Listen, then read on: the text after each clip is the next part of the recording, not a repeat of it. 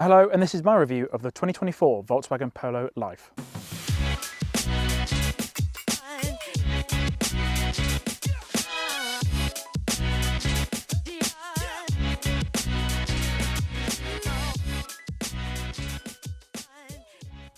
Hello, welcome back to the interface. My name's Alex. This is the entry-level Volkswagen Polo Life. Prices start from £20,975.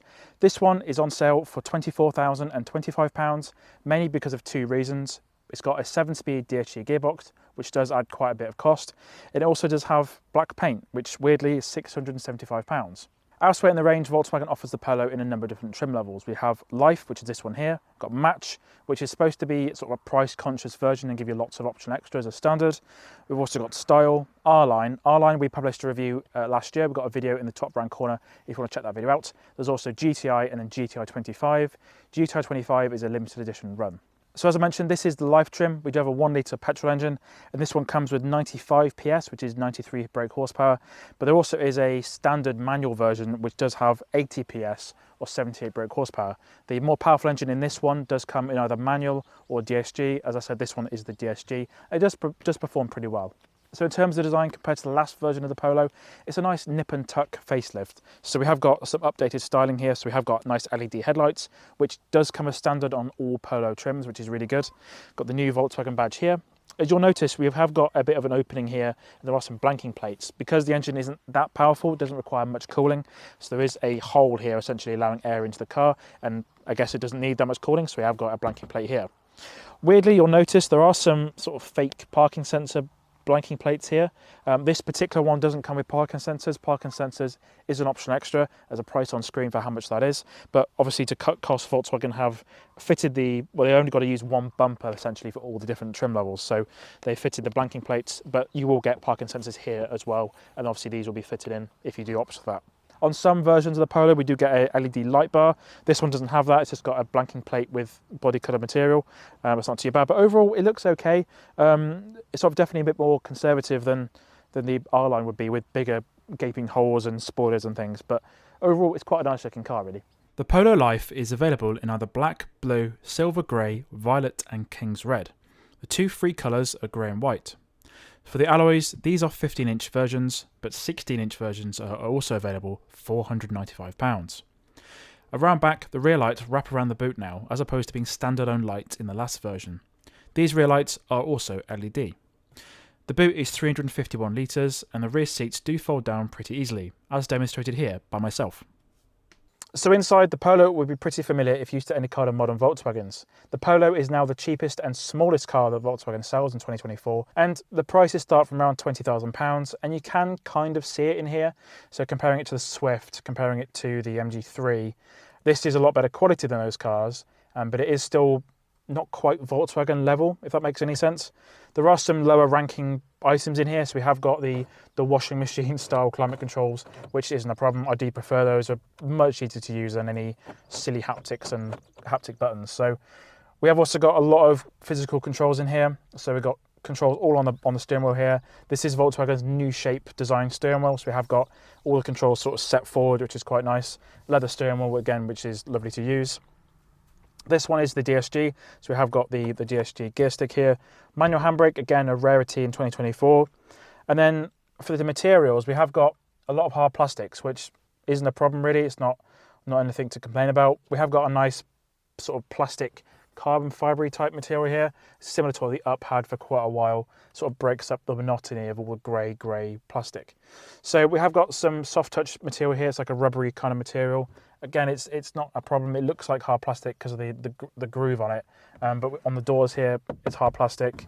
But it's not a problem. Like, a lot of car journalists complain about it, but it's fine. Like, it's a hardware material. It's cheap for Volkswagen to make. It brings the cost down, makes it easy to clean. So it doesn't really bother me that much. So down here, we have got an okay sized center console. We've got a very small armrest here, which is really sort of well weighted to open. Feels really good quality, that. A very small cubby in there, be useful to put your phone and the keys in if you want to. Well, actually this one's not keyless, it's actually got an old-fashioned start thing. So if you have got the keyless version, you can put the key in there, put some cables and stuff. We've got a little tray there, we've got a 12-volt socket, this little cheap cover as well. but that's fine.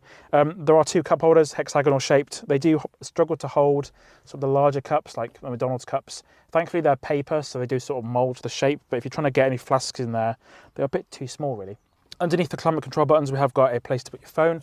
There is an option extra to get a wireless charging pad. This one doesn't actually have that option. And then there are 2 USB-C ports. Really clever thing I noticed with the CarPlay unit. So you can either pair your phone wirelessly or wired to get Apple CarPlay working, which on a 20 grand car is really good.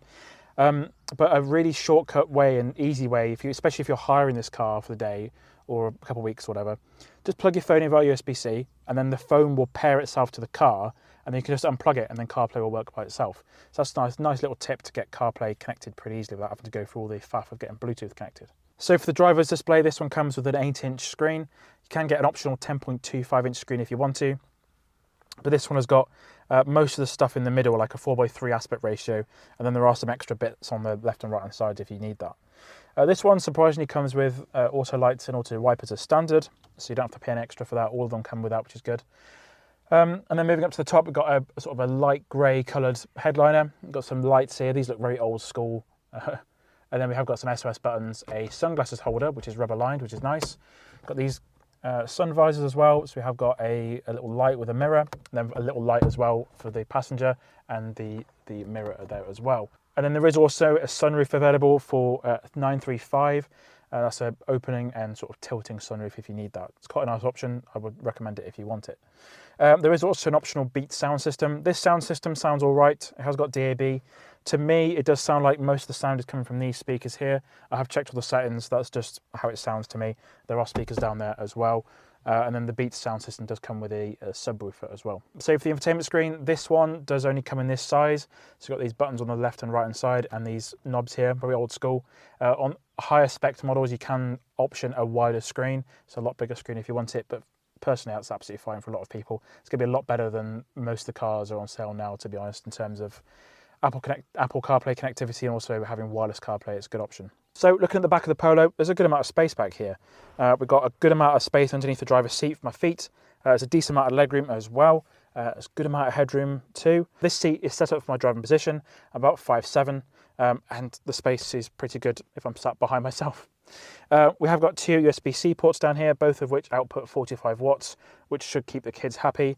Also for the kids, we have got ISOFIX connectors as standard in the back here. These seats are an okay material. There's quite a hard wearing fabric.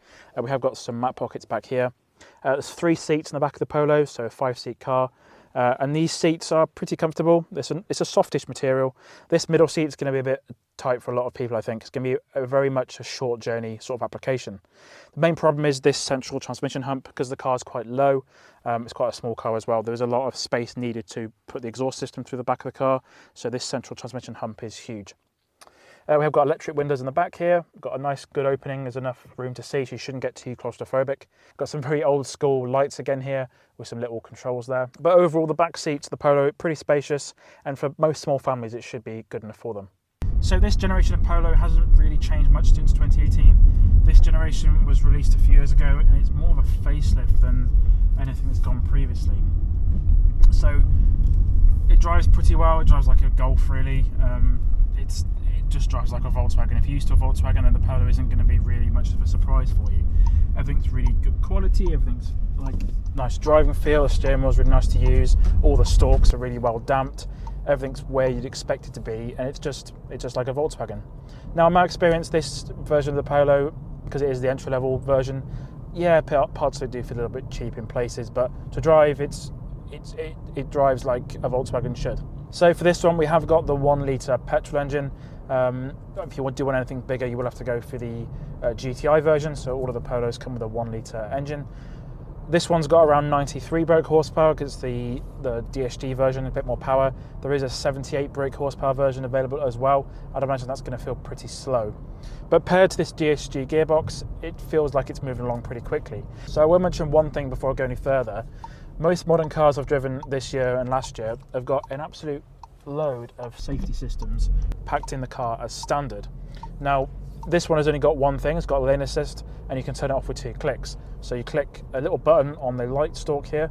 You get a little warning up here that says alert systems or assistance systems, lane assist, and then ACC. So the lane assist is pretty easy to turn off. Just click OK, click the button again, and you're done. That's all you need to do, and you're not going to get any alerts, no bings and bongs, no booms, nothing from the car. So it's a really, really simple car to drive if you don't like all the stuff that's happening at the moment. So back to the driver experience, suspension's really soft. It seems to absorb all the potholes pretty well and all the usual speed bumps and stuff. And the steering is really well weighted as well. There's a little bit of body rolling corners, but like, it's a hatchback, you can expect that. It's not too bad.